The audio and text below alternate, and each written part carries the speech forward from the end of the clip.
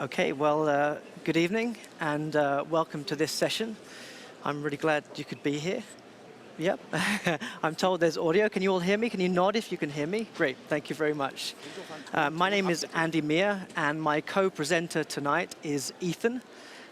This is his first public appearance, and as you would imagine, you've probably seen us around tonight. He's my son.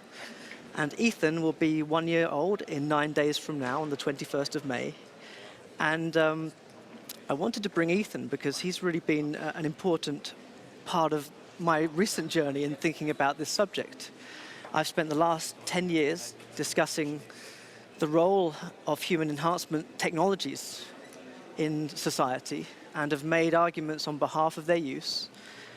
And so when Ethan came along, after having built up this reputation of arguing that we should enhance people as much as we can and try to modify them and genetically modify them in particular, you can imagine that one of the first things that people ask me is Ethan genetically modified? And, well, I'll leave that to a little bit later. But the questions that concern me and have always concerned me are about how we should use technology. And I've argued that we should use technology as much as we can to develop humanity. And this talk is broadly about the use of... Oh, by the way, the bet is that he won't last longer than 15 minutes, but we're going to try to disprove that bet and go the whole hog. When Ethan was born, we wanted to have a natural birth. And I want to talk a bit about that process because the subject of the talk cuts across from birth to death. And we went through a very important journey in realizing what was possible today with regard to enhancement technologies. My wife wanted to have a natural birth, but I was aware and had been for some time that one thing that's really good to do if you have a child is to save the stem cells from the umbilical cord. And you may have heard about this and be aware that if you can do this, then you have the potential to protect your child against a number of blood-related disorders like leukemia. And of course, the value of this is incredible. It's priceless, really. And so the pressure to undertake this kind of procedure, a relatively simple procedure, at the point of birth, was overwhelming. So we spent a lot of time discussing the merit of going about harvesting his stem cells and thinking through the process. We went through various consultations with medical professionals about how we do this. And it became clear to us halfway through the process that if you really want to have a natural birth, and my wife did, she wanted to have the minimal invasion from medical professionals. We wanted to have a home water birth, and that's what we've planned for. If you really wanted to do that, it became clear quite quickly that it was incompatible with stem cell harvesting from the umbilical cord.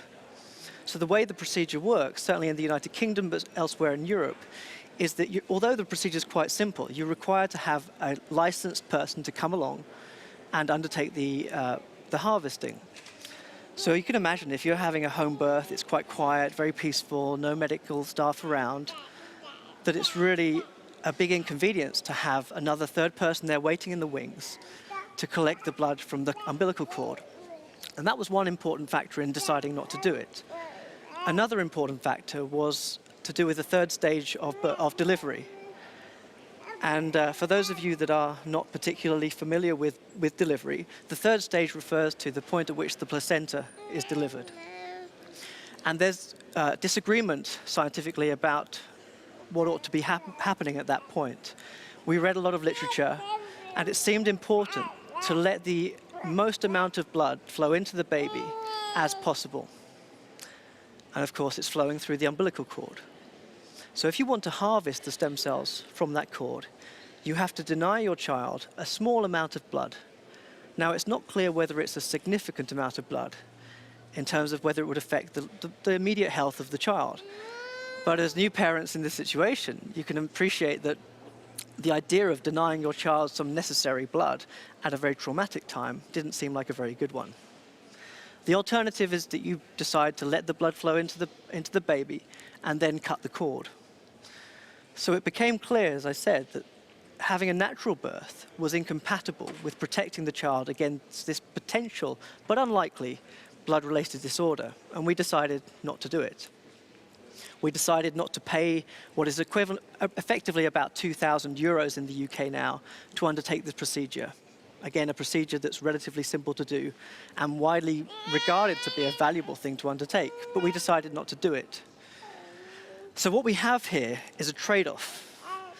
Contested facts about what would be the best route to take if you want to protect your child, but still a trade-off between what is likely to protect someone against a long-term problem or a short-term problem that they might encounter. Again, as I said, and as is always the case with some of these discussions, the fact base is contested. So Ethan is not protected against those disorders, although he is, of course, already embarking upon his transhuman lifestyle. And transhumanism is really the subject of this talk. So I want to argue, first of all, that Ethan is a transhuman baby. Now, he's not been genetically modified, but he already is quite resilient to a number of things. So he's had a number of vaccinations since being born that protect him against a number of different diseases. And so his immune system's been built up progressively by medical science already. He's also got 2 little teeth now at the front of his mouth. And of course, you're encouraged to brush those as soon as they come out. And so already his teeth are being protected by fluoride in the toothpaste. And of course, more broadly as well, his teeth are being protected by the fluoride that's in the tap water. And this is one of those examples where society has decided that it's in our interest to protect ourselves by deciding to put something into the tap water that would allow people to have healthier gums and teeth, which of course is a burden on the healthcare system, but also very, very troubling for a person if they have bad gums and teeth. So already Ethan has had the benefit of that technology, the benefit of that societal decision to make ourselves more resilient than we otherwise might be. And part of that philosophy, part of that belief system, is that in fact we're not very well equipped for this world. And we need to do all we can to ensure our flourishing and make sure we can survive as best as possible. We're also doing a number of other things to allow Ethan this rather smooth course towards transhumanism. We clothe him, as you can see here in his very lovely clothes. This in fact is a smart t-shirt. You've heard of smart textiles. This t-shirt has a thermometer on the back of it that tells us when Ethan is getting a bit too hot. Now, of course, it's one of those examples that people think, surely you don't need that technology to tell you that. But nevertheless, it's there. You might see it at the back. If you've got really good eyes, you can see the thermometer just at his back. So he has items of clothing that are not just protecting him against the environment, but also conveying information to us about his health. And if you read the literature, one of the areas that's really beginning to develop is smart textiles. We also plan to educate Ethan. We want him to learn to talk. We want him to learn a range of different skills in his life. We want to make him as equipped as he can to lead a flourishing life, whatever that might be. Now, the challenge with this, and the challenge that most or many transhumanists face, is that when you go down that line of trying to create the perfect human, you end up with this very narrow conception of what it means to be perfect. But as I say, we've no judgment about what sort of life Ethan should have. We have no predisposition towards him being an athlete, a musician, an academic, an artist. All of these things are wonderfully rich and worthy of pursuit. So the commitment to the transhuman lifestyle, if you like, is not one that necessarily implies having to create a very narrow vision of humanity. Now, leaving Ethan aside for a moment, I want to talk about my entry point to this subject, which took place in 1998. I visited a place in the south of England called Eastbourne, where an organization called Alcor was based. And for those of you that haven't heard of Alcor, Alcor is a cryonics institute, and they are in the business of gaining a customer base of people that would like to preserve their body when they die in order to potentially come back to life at a later date. And as radical as this might sound, as far-fetched as it might sound, there is a community of people that have already signed up to this and wish to pursue it. So if you want to and are interested in living not necessarily forever, but certainly beyond your current expected lifespan, then you can sign up to cryonics and have the possibility of coming back to life. And the proposition is quite simple. When you end your life on this earth, if you don't believe in the afterlife, if you don't believe in coming back in any particular form, then that's it. There's nothing more. There's nothing else you can do. You've had your chance, and there's nothing more to say. Cryonicists argue that, yes, we agree that it's not possible to bring someone back to life at this point in time, but it might be a possibility sometime in the future. Exactly. So they bet on a very remote but small chance of being able to do that. And the theory is that if they can preserve your body and your mind effectively and intact at the point of your death, then at the moment when we finally have the technology to bring you back to life, we'll be able to do so. Because the challenge is that by the time when your body begins to decompose, if we wanted to try to bring you back sometime in the future then, is that enough? Is that 15 minutes up? I don't know. Is it 15 minutes up? If we don't get to you quickly, then there's nothing we can do with your brain. So cryonicists aim to get to your body as soon as it's died, preserve it, freeze you or keep you preserved, and then at some point you can be brought back to life. And it doesn't cost that much, relatively speaking. I mean, if you can have two options. You can have the head-only option, or you can have the full-body option. Now, if you want the head-only option, it's about $20,000 US, which is about the same in euros, more or less, these days. If you want the full body, it's about 150,000. And those prices are, of course, likely to drop. But if you want to have the full body, then, of course, you can be brought back to life, and you are yourself with your own body. Many people, of course, would not prefer that, but nevertheless, it's the option. But if you want just the head, then, you know, who wouldn't want that head, ultimately? And then people feel much more strongly about that. So a big part of this discussion about transhumanism has to do with lifestyle and identity. People feel strongly about the idea that we are certain singular identities, and that somehow transforming ourselves, even if it's bit by bit, would compromise that sense of identity. And what really fascinated me about the meeting with these cryonicists, I should point out, in fact, I arrived at this place sometime about 3 o'clock in the afternoon, and I was early. Nobody was there. It was a very barren industrial estate. There was nothing really there apart from these simple buildings. And half an hour passed, and then 3 vehicles turned up.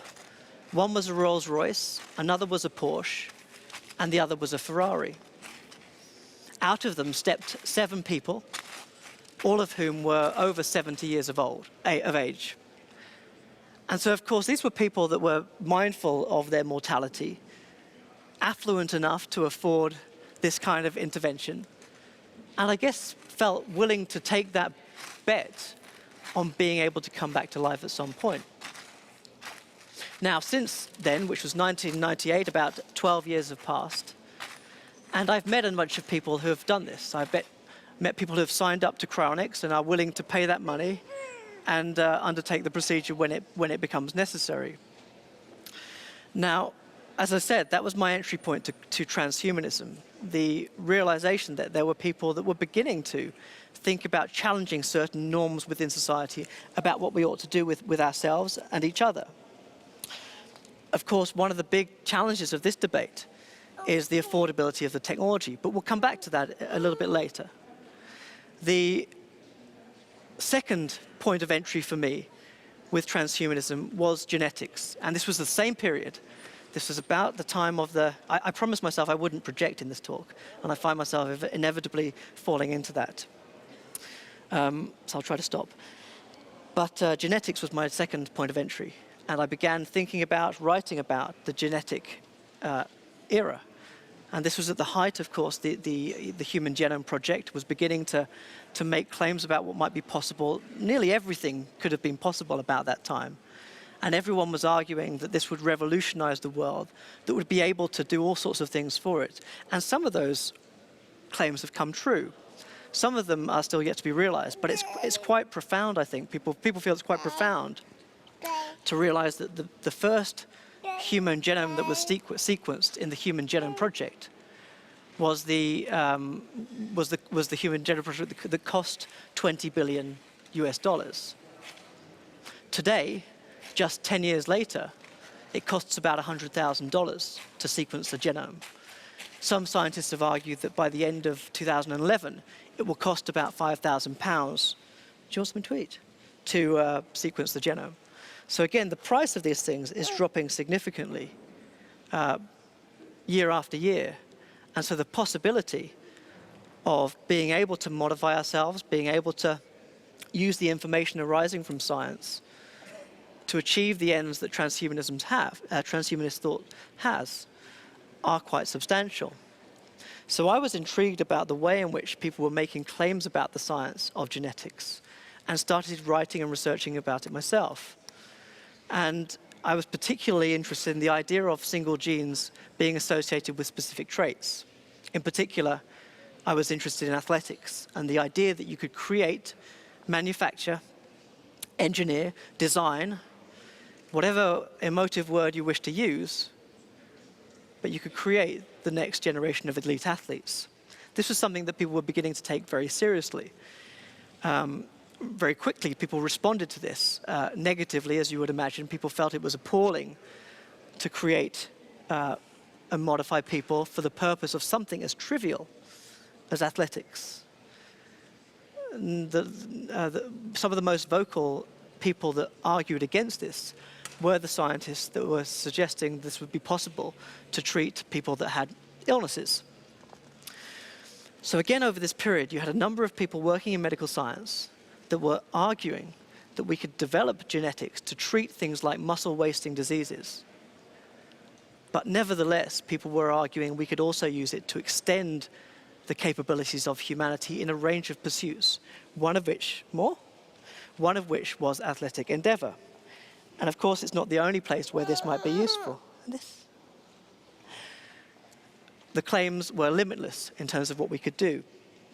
Now, athletic pursuits are particularly interesting because there have been a number of debates about the role of enhancement technologies. Athletes have been, over the last 50 years, systematically brought into a culture that is not afraid of enhancement, but in fact premised on the idea that enhancement is necessary. You look at elite sports practices, and our bodies are ill-equipped to deal with the extremities of those demands.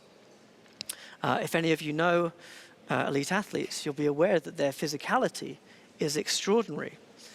And there are different theories about whether this is something that they recognize as being transhumanist. My proposition is that it is transhumanist. And in fact, rightly so. We should pursue this technology, allow people to use it, and develop it in whatever pursuit they choose to undertake. A number of people feel differently and argue that the use of this technology, whether it's a drug, whether it's a running shoe, a new tennis racket, genetic modification, should be something that we should try to prohibit.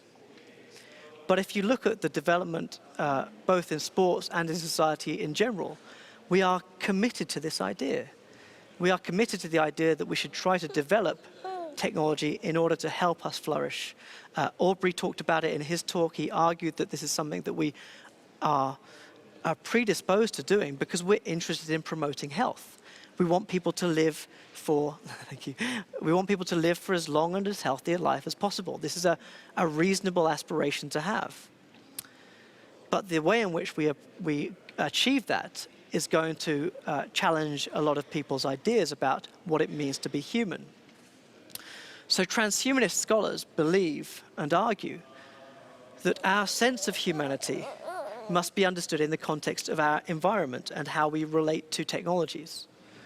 We can't think about the human as a natural being in itself. We are persistently within an environment where those technologies are being used and developed. So we sit here on chairs that have been designed, hopefully, to support our bodies, sometimes worse more often than not, they are not particularly equipped to do that. But nevertheless, we are not standing here. We're sitting down. At least some of us are sitting down, and we believe that this is something that is helpful to us. It keeps us healthy. It keeps us our bodies well aligned, and so on. So we're reasonably comfortable with those sorts of ideas. We're reasonably comfortable with altering our bodies or shaping our bodies through external apparatus. People become a bit more upset when you begin to talk about internal interference. But there's still a lot to do before we get to that point. And I want to go back to athletics for a moment again, because every day, the real immediate technology that's being used is the use of genetic information. So before the point at which we have to modify genes, we first have to have a sense of what this information means. Once we have that, once we know that a number of different genes are associated with something like endurance, we might then be able to make claims about how we can select people on the basis of those genes, on the basis of those predispositions, and make some kind of selection that will benefit overall a population, like the athletic population. Now, during this period, and it really began about 2001, when the world of sport was beginning to realize that athletes were interested in pursuing genetic modification and indeed contacting scientists wanting to enroll within trials that would allow them to do it. This set off a whirlwind of debate about whether this should be allowed. But the crucial point for the world of sport was that it wasn't clear at all how they could prevent it. So one of the challenges we have with the conversation is not just what might be possible, not just what might be reasonable to allow individuals to do, but also what society can do to prevent it.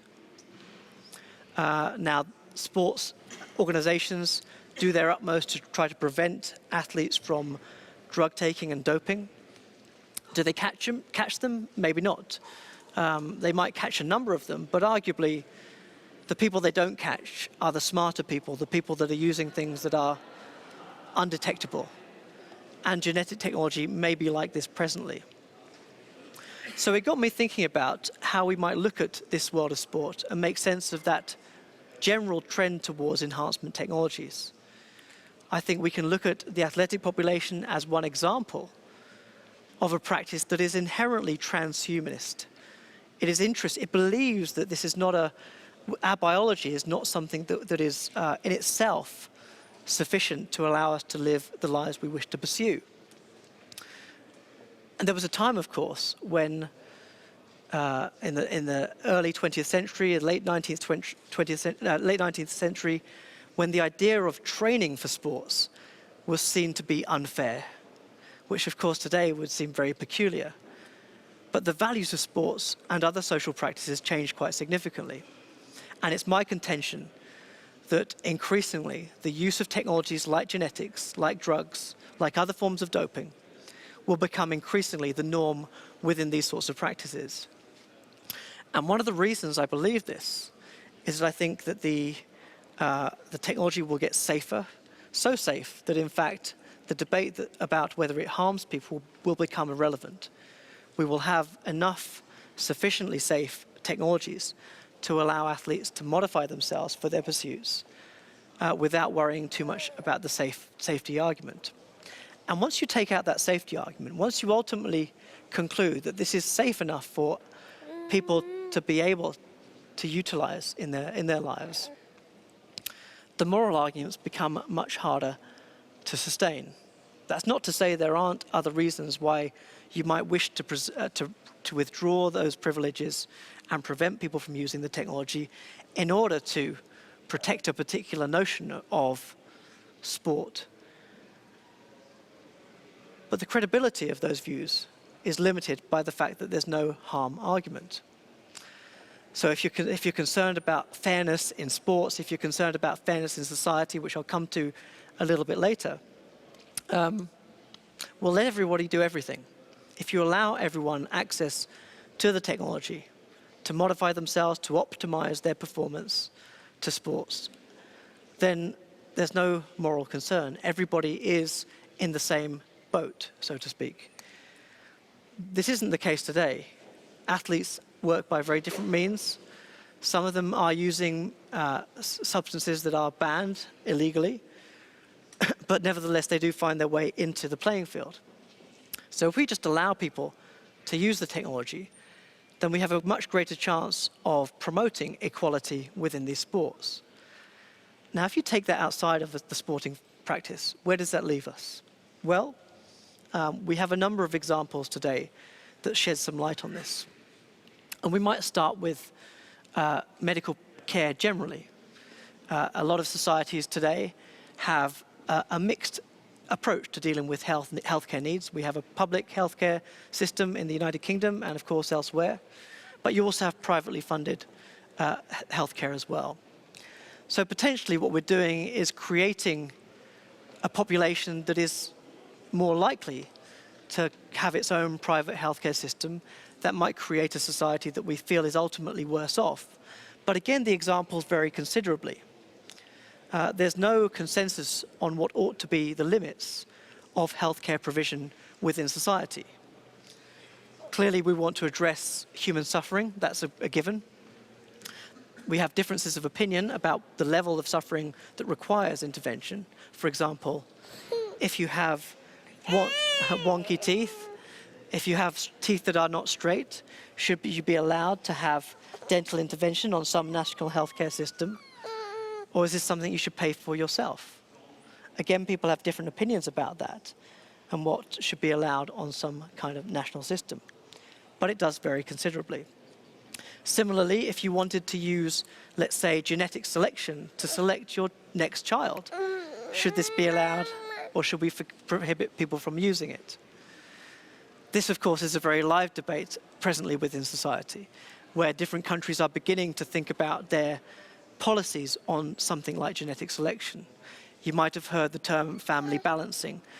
This is one of the arguments that's used to justify the use of selecting for sex without there being a medical need. A number of societies already today allow a couple to select for sex on the basis of a concern about a genetically inheritable disease. So if you have that predisposition, then you have a good chance of being allowed to select on the basis of sex to avoid transferring that condition. But what if you don't? Should you be allowed to have a boy like this one if you have 3 girls and you just happen to fancy having a boy as well? Or should you be required to just be subject to the genetic lottery and have the child that was inevitably going to come to you without this technology?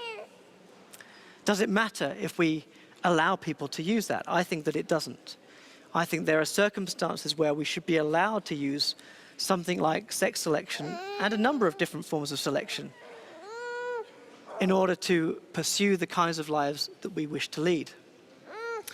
This, of course, is a very challenging subject. People feel very strongly that we should not be allowed to use technology for this purpose, but it seems to me an extension of parental autonomy.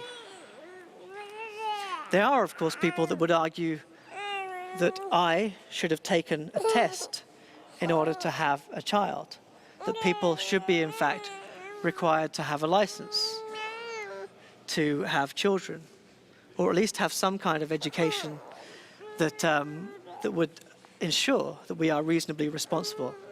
I think it's your bedtime. So if you could give Ethan a small round of applause, I'd appreciate that.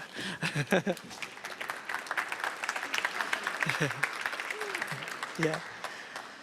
So I think that the transhumanist approach to the world is that we should be allowed to undertake these technological decisions, these lifestyle decisions, providing that those decisions don't harm other people unreasonably. Now, one of the big debates is what constitutes harm. Because, of course, we could conceptualize harm in 2 different ways. To give you a couple of examples, one of the debates that came up a few years ago was a deaf couple that wanted to select for deafness in their child. This happened to be a lesbian couple that were using IVF to have a child, and they felt very strongly that they should be entitled to select a child that was deaf. Now, this concept is built on the idea that deaf culture is a very rich and developed culture. People that are deaf often don't feel that they are worse off than those people that hear. And so the proposition that they are impaired, that they are disabled, is challenged by them. So the concept of selecting for deafness positively is something that people feel should be a lifestyle decision. This particular case went through the courts, and it may not surprise you to know that this was overturned. They were not permitted to select for deafness. And this is because it was argued that this kind of choice violated another principle, which was to ensure as open a life as possible. And the claim that was made against them was that if you create a child deliberately that was unable to hear, you would deny that child a range of opportunities that they otherwise would have. And by implication, you will have harmed them. So this kind of harm is very different from the kind of harm that would ensue from society allowing me and my wife to select for sex with our next child. It's not clear that being allowed to do that would harm that particular child in any way. How could we possibly argue that being male or female was better or worse? Now, some would disagree with that even. Some would argue that in some societies, it is better to be a male rather than a female. But of course, we believe strongly that that being the case doesn't allow us to perpetuate the bias. In fact, there's more of an obligation to resist it. So this societal harm that might ensue from it is one that is much more indirect, and I think much more open to debate. So the idea that, for example, Beatrice and I would want to have a girl as our next child, to me, does not seem to commit any particular harm. For others, it violates what it means to be a parent, but the harm argument doesn't seem to be persuasive. And indeed, going back to the start of what I was discussing, the transhumanist idea is that we are not complete beings. We are not at the end point of human evolution. We need to recognize our role in that process and come to terms with the way in which humanity is able to interfere with the processes of biology that surround us. And that may not be just ourselves.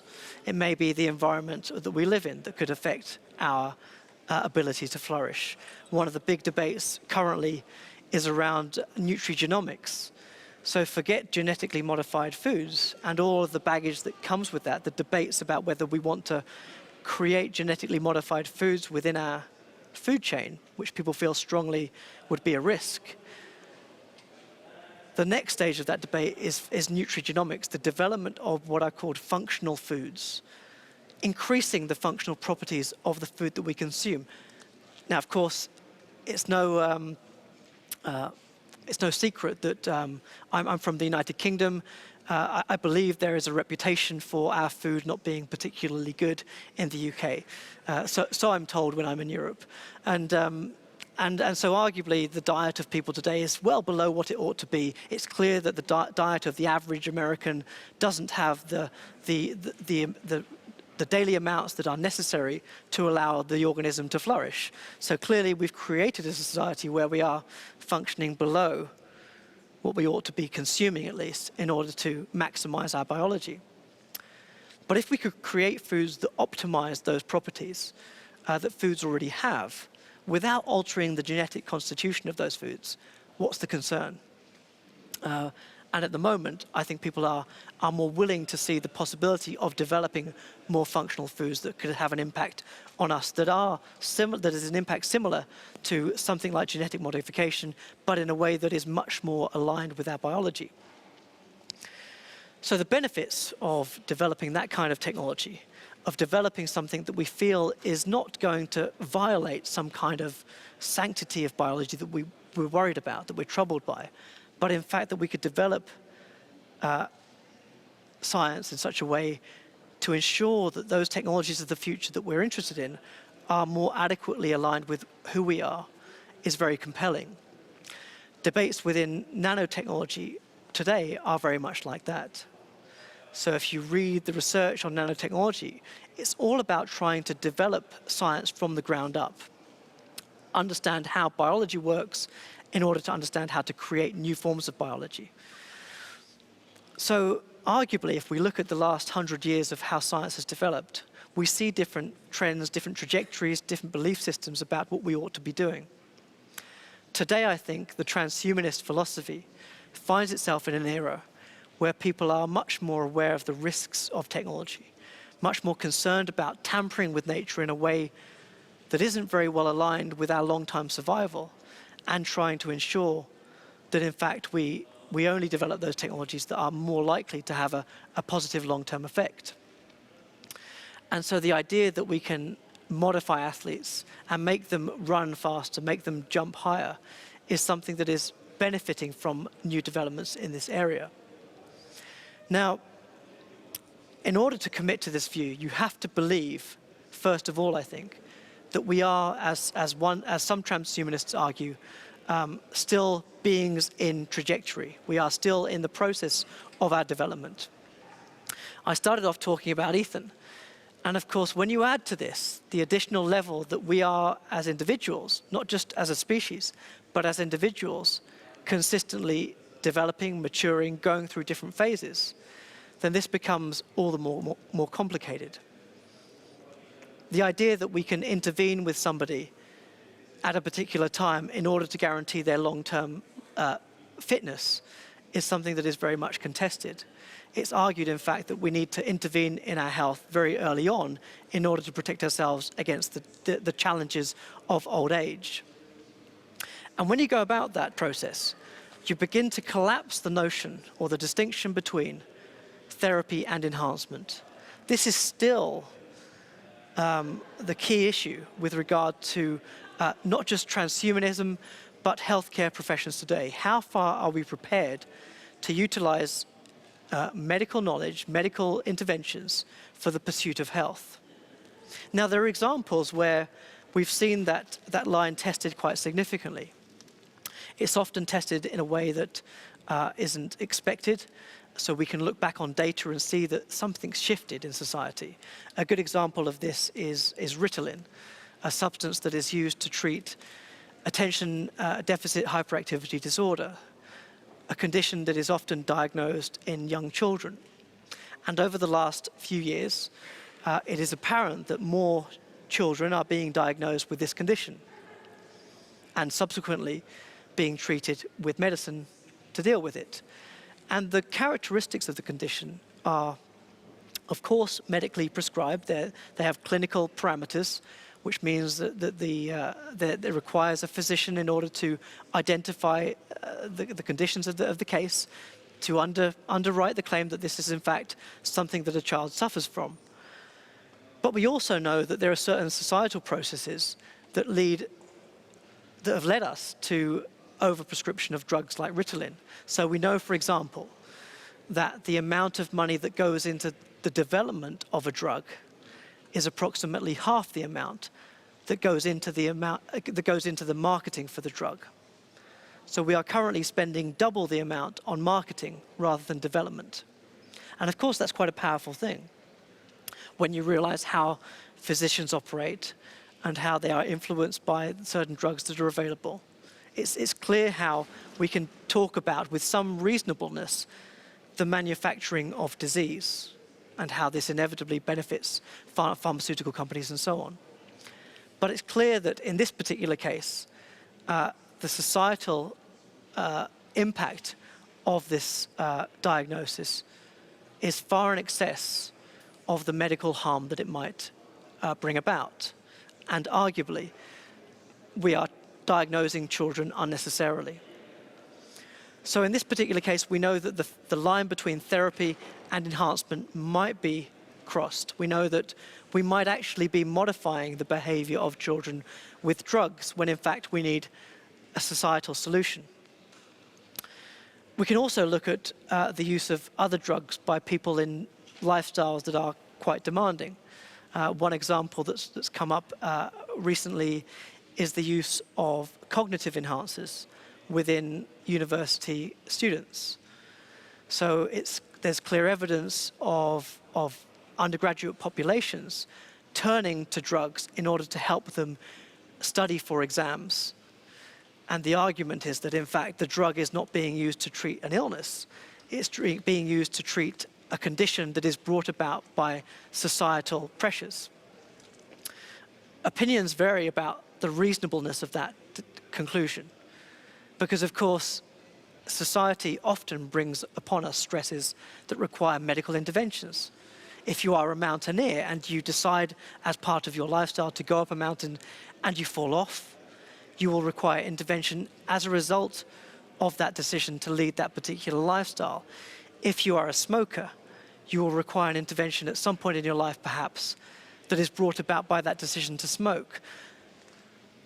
So the argument that, in fact, society is able to hold the line on just treating medical need is already broken by the fact that we wish to pursue lifestyles that bring about risks to our health, and that quite a lot of people feel that the role of medicine is, in fact, to respond to those decisions. We want to have interventions to help us deal with the stress of the lives that we choose to live. Now, the question that arises from this, that arises from the general transhumanist thought, is how far are we prepared to do this? How far are we prepared to modify ourselves to pursue a particular kind of lifestyle? And it seems to me that we can talk about different categories of transhumanist enhancement. And there may be just 5 categories of enhancement that we can look at. And as I talk about these categories, you may think about for yourself, where do you see yourself fitting along this spectrum? So it seems to me that the first category of transhumanist enhancement is the kind of thing that is about trying to increase our resilience. So Ethan having vaccinations very early in his life to protect him against sometimes quite rare diseases within the United Kingdom, certainly, but nevertheless diseases that we would wish to be protected from. And indeed, we have a quite safe solution to protect ourselves. So a lot of people feel reasonably comfortable that vaccinations in children is something that is a good thing to do. This is a reasonable transhumanist intervention. We make ourselves stronger to deal with anything that might lead to our demise. This may include something like putting fluoride into tap water. So if society decides that if you look over a period of time, the state of the gums and teeth of a nation is declining, then if society is able to intervene and increase the amount of protective substance within tap water, this could lead to a rise in the health of people. And of course, people that know about gums and teeth know that all sorts of other things relate to those particular parts of our body. So there's an even broader healthcare justification to use that kind of intervention. But certainly in my country and many others as well, there isn't a great deal of societal uproar when people decide to put fluoride into tap water. We've done it. It's been there for many years. We might disagree about the amount that should be there, but nevertheless, it's in there. So this is the first category of transhumanist modifications. The second category, the next level of comfort, is what may be called modifications of contested value. And within this category, it might include things that have aesthetic value, but not necessarily any kind of functional benefit. And throughout each of these categories, the question we're asking is, how far should people be allowed to go to modify themselves? So within the second category, we might include straightening our teeth, for example. If you have one tooth or many teeth that are poorly aligned, and this isn't something that might affect your health, because of course, poor teeth alignment could also imply a broader problem that you have. But let's suppose that problem doesn't exist. It's just an aesthetic thing, you'd like your teeth to be straightened. That's in my second category of enhancements.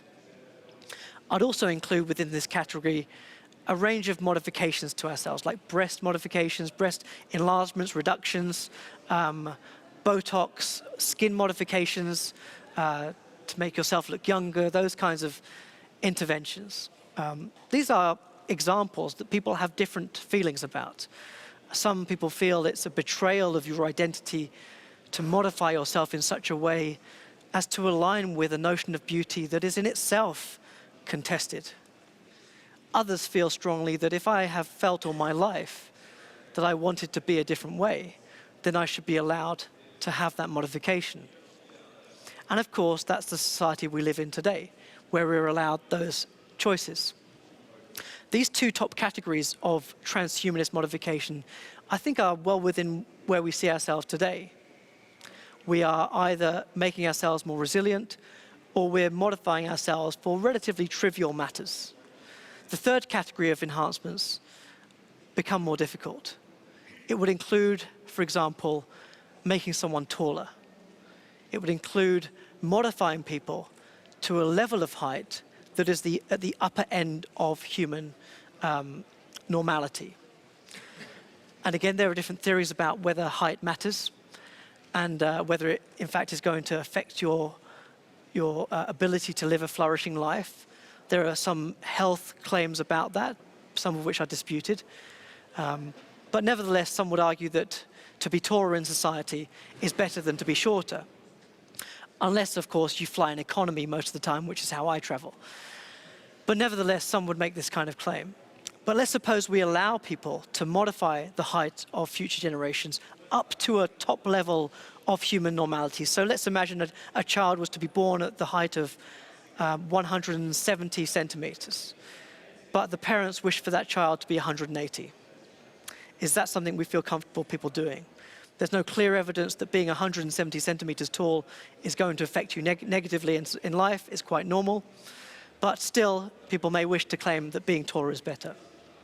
So the third category is modifying ourselves up to the upper limit of human capabilities or normality. The fourth category, and this is where people become particularly concerned, is when we talk about modifying ourselves beyond what is humanly known. The challenge with that idea is that the concept of human limits is contested. So today we know that the limits of running the 100-meter sprint is about 9.6 seconds. That may not be an absolute limit, but equally we find it difficult to imagine that someone could run the 100-meter sprint in 5 seconds, or indeed 2 seconds. But modifying people to that point is in my fourth category of human modifications. It may be within the realm of physical possibility, but it seems still very unlikely. The fifth category is modifications that have no biological precedent within our species. So let's say creating humans with wings. If you wish to have that kind of enhancement, would this be something that we allow people to do? Now, it seems to me, just to conclude, that everybody finds themselves somewhere within those 5 categories. The very upper end of the transhumanist philosophy is that certainly if you wish to modify yourself in order to have the capacity of flight, then you should be allowed to pursue that. And the debate then is whether this is physically feasible at all in any sense of the word. The other end is where we're modifying people on the basis of particular lifestyle decisions they might have. My approach is to start in the middle of that and see how far we can get. I argue that we've already been modified quite significantly. Medical science today is geared up to our ongoing pursuit of enhancements, and in fact, far from being a radical idea that you might decide to suspend your head in animation with a view to coming back sometime in the future, is not futuristic. In fact, it's happening today. Thank you very much. Ja, vielen Dank. Thanks very much. Thank you.